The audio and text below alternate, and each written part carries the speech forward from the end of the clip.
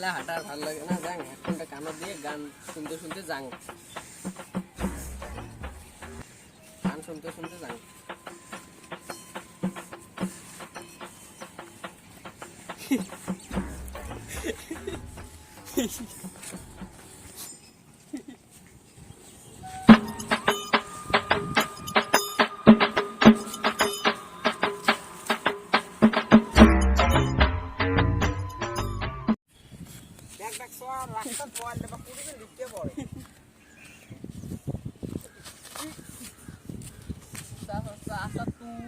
রাস্তার মধ্যে মোবাইলটা ফিল করি পুরো না